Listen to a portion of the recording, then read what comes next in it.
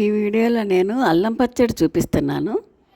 అల్లం పచ్చడికి కావాల్సిన మినపప్పు, శనగపప్పు, ఎండుమిరపకాయలు, జీలకర్ర, చింతపండు, అల్లం, కొంచెం ధనియాలు, సాల్ట్ అన్నీ రెడీ పెట్టుకోవాలన్నమాట.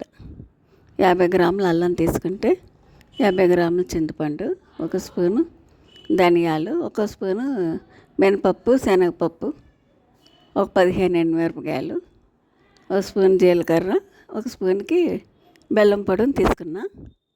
అవన్నీ కూడా బెల్లం కరగబెట్టుకొని, ఎండుమిరపకాయలు గిల్లు ఉంచుకొని, అల్లం చెక్కు ఉంచుకొని, చింతపండు గుజ్జు తీసి పెట్టుకోవాలి రెడీగా.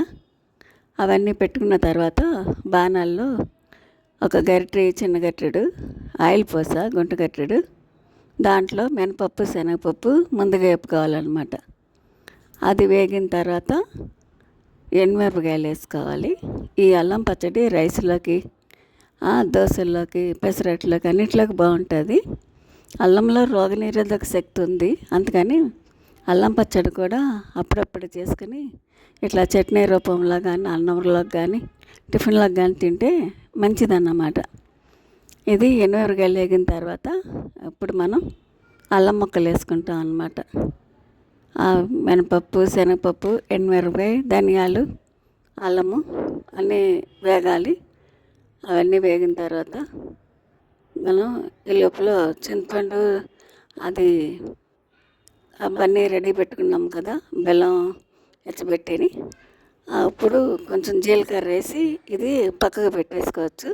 కొంచెం చల్లారాక మిక్సీ వేసుకుంటాం అన్నమాట. కొంచెం చల్లారనివ్వాలి.